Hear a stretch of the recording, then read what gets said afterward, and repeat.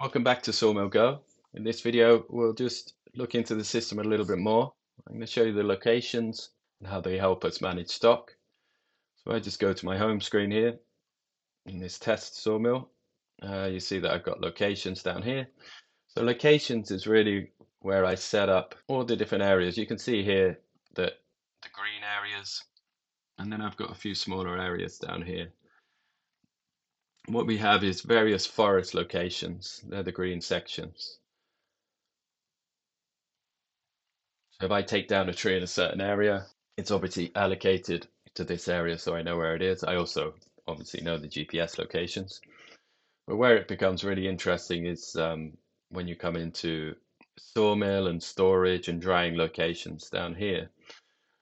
So as I zoom into the map, you'll see that I have my main sawmill is here. I have indoor drying areas. I have outdoor stacks for drying. I have another barn here for storage. These are really useful.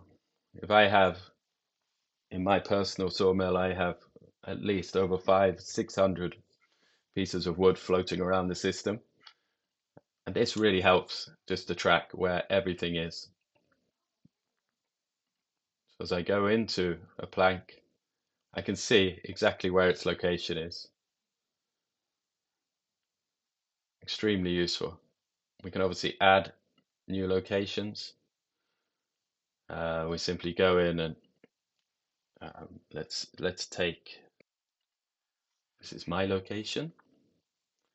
I can just go in and go to satellite view. Let's say I own this piece of forest here. You can just go in and plot. I think this is ours.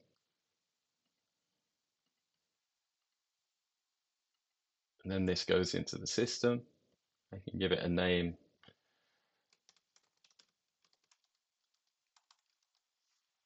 And whether it's storage, drying, or forest. This is forest.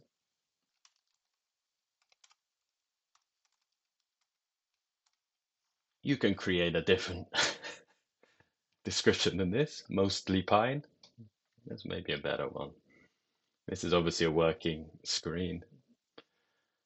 You get clarification, and then when I go back into my locations now, I should have a new area, river forest, as you can see, where I can take wood from and track. I hope this has been informative.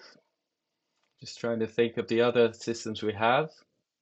We have obviously the sawmill details that we can edit as a sawmill. You can obviously go in and plot where your sawmill is, update the images. This is used for the M report. You can add species. So obviously each forest will be different as to what kind of species it has. We can, in future, have users and things like that. So yeah, I hope this has been informative. In the next video, we're going to take a look at, if I log out here, we're going to have a look at the creator login. So we've looked at the sawmill, and in the next video, we'll take a look at what the creator sees.